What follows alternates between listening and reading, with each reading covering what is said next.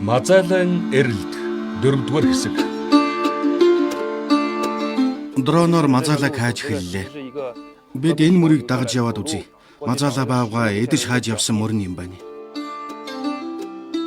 Монголд ирээд 4 өдөр явж олон адал явдлыг туулж байж бид Мазайлаа баавга амьдардаг газар ирлээ. Мазайлаа бидний эргэн тойронд хаа нэгтэй байж л таараа.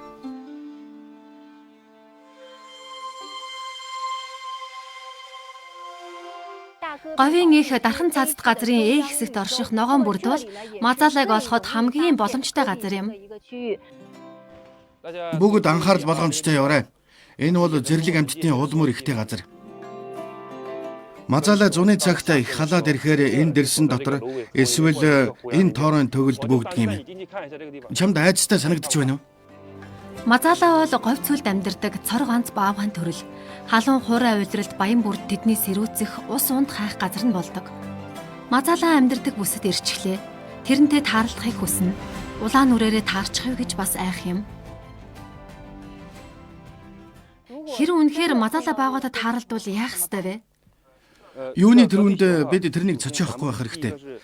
Аажихан доошоо суугаад сайн тонгойж Мазайлаагаас намхан болох ёстой. Нүдрүү нь огт харж болохгүй шүү.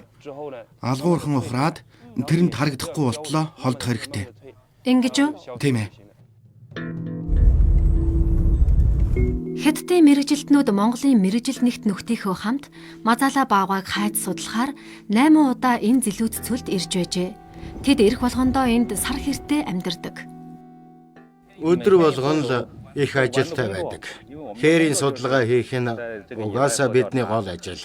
Буудалсан газраа л тулга тавиад хоолоо хийгээд идчих нь. Ус харин асуудал шүү. Их холоос ус зөөнө. Бас булангартай. Уухаар заримдаа нүд хавгнаад байдгийн.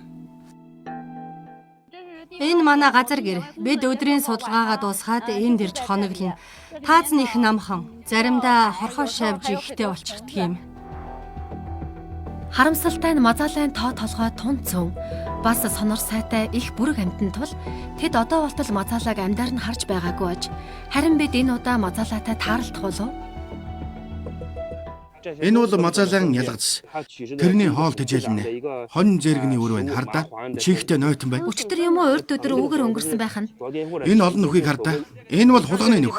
Ахаад тийшээ хардаа. Том нөх байгаа биз? Мазайлаа хулган агнах гэж нөхийн сэтлээд ийм том болгочихж. Хэдийгээр махчин гэж ангилдагч Мазайлайн пандатай төстэй. Гол төлөв ургамлаар хоолдог юм. Орой болж бид Мазайлаатай ойрхон байхын тулд баян бүрдийн хажууд байрлах уулын хөндөд хоноглохоор боллоо.